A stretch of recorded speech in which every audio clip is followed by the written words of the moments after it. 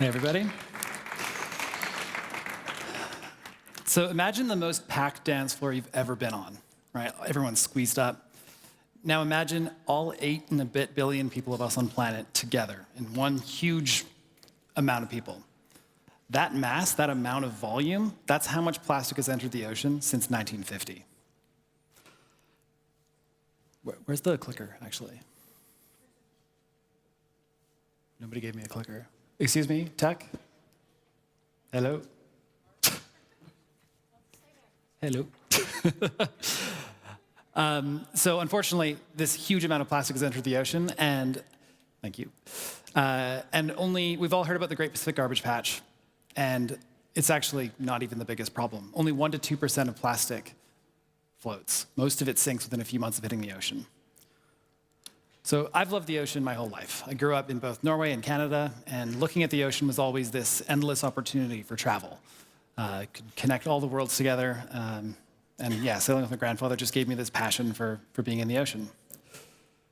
If we think about this human mass of plastic that's been in the ocean and it's sinking, we have no clue what it's doing to the seafloor. It's rather frightening. And we talk about the rainforest being the lungs of the earth. But in fact, the ocean is really the lungs of the earth. 50% of oxygen or more comes from the ocean. So every other breath you take, you can thank that whale poop. You can thank the phytoplankton that are creating our oxygen. So plastic pollution has been my focus. This isn't the only thing we need to focus on. There's many things we can focus on, and there's no silver bullet. But first of all, question for you. Let's do a school grading system of how we're doing as a planet. So for those of you, I'm going to ask the question. Boo for if you think we're doing worse than 50%, or cheer if we're doing more than 50%. So first, let's hear the boos. Are we doing better than 50% at maintaining the planet? Are we doing better than that? No one's cheering. Got it. That's kind of what I thought. We're not in a really great spot, and sustainability has been this topic. And if you think about sustainability from the point of an airplane, you climb up to altitude and you sustain altitude. Sustainability is not enough. We don't want to sustain where we're at. We need to go above and beyond just sustainability. So the biggest marketing scam of the 21st century was when Ogilvy and Mather partnered up with BP to come up with this term, the carbon footprint. Because corporations don't have footprints, people do. And they passed on the guilt of what our carbon footprint is. Although that is the tool we have to talk about, our footprint. So we'll talk about handprints as well. So when we think about sustainability, it's about doing as little harm as possible. But our handprint is how can we do as much good as possible? So why not do both? Companies are able to do both by dedicating themselves to a cause that has something that goes above and beyond just their corporate goals.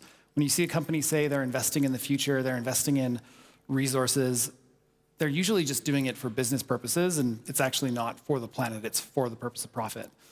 And you can run a profitable business while having a good impact on the planet, and that's where putting nature on the balance sheet, like the people before me were just speaking about, is super critical and super important.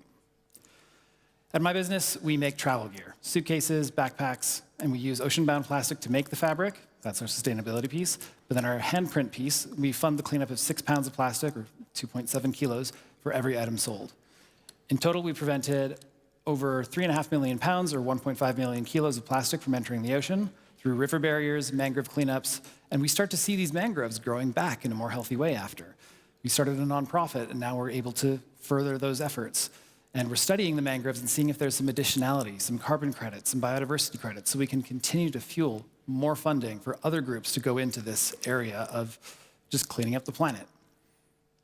Certain climate change targets are very hard to talk about. CO2 emissions are invisible. Plastic is very visible, and it's very ugly.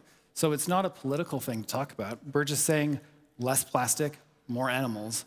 It doesn't need to be a political topic, and I love that about this space. So if you think about doing as little harm as possible and as much good as possible, in North America at least, a mediocre, difficult, or a fairly challenging ski run has a black diamond, and I think that's just a fun thing to use for this. It's not something you're going to do your first time going down the hill, but within a couple months of skiing, you could probably hit a black diamond and figure it out. And it just takes that extra bit of effort to go in, and I would challenge all of you who work in companies, whether you're intrapreneurs or entrepreneurs, find ways that your company can do that this footprint and handprint model together. We do need all three. We need sustainability, we need circularity, and we need regeneration. Sustainability is going to become table stakes in a little while. Circularity will be table stakes in a decade or so, I'm guessing, I hope, optimistically. Regeneration is really this next piece of doing more for the planet, going above and beyond, and I think that's something that we can all strive towards. So, RIP sustainability, and long live the regenerative trifecta. Now, bankers love talking about EBITDA, and if we're talking about putting nature on the balance sheet, I won't mention which company this is, but if you're able to say, okay, pre-tax income of 17 billion, write off $38 billion, that's our normalized EBITDA. Why can't we just have the planet in there? We're talking about interest expense. Why can you say that what you pay in interest doesn't count for that? Like, that makes no sense. How about we put the planet in here, truly?